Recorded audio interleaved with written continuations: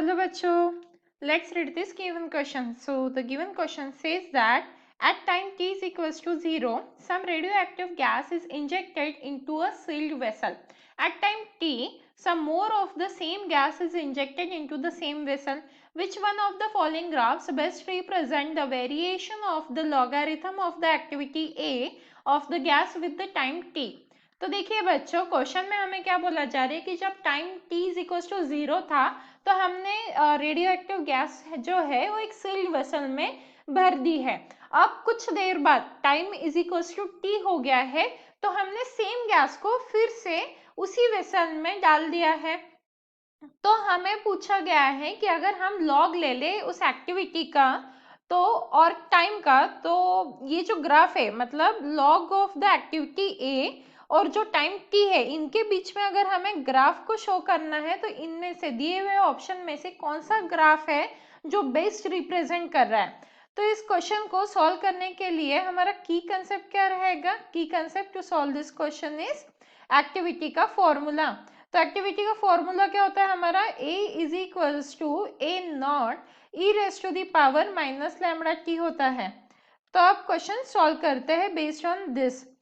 तो देखिए क्या हो जाएगा, यहाँ पे एक्टिविटी का फॉर्मूला मिल गया पर क्योंकि लॉग ऑफ एक्टिविटी ए लेना है तो इसीलिए हम क्या करेंगे, सबसे पहली step taking log on both side, taking log on both side.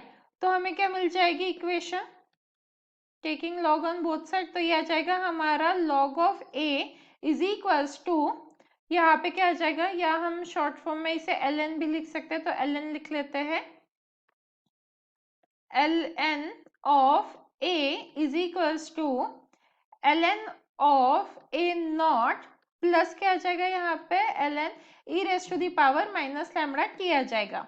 तो इसे और अगर हम सिंप्लीफाइड फॉर्म में लिखे तो L N A is equals to क्या आ जाएगा यहाँ पे एल एन ए नॉट, ये जो माइनस लैम्बडा टी है ये यहाँ पे आ जाएगा माइनस लैम्बडा टी और एल एन ई क्या होता है 1 होता है। तो अब देखिए अगर हम इस इक्वेशन को ठीक से देखें तो ये हमें क्या दिख रही है, it's a straight line equation. So it's a straight with constant slope. Slope क्या है? कांस्टेंट है, तो स्लोप जो क्या होना चाहिए, कांस्टेंट होना चाहिए विथ कांस्टेंट स्लोप।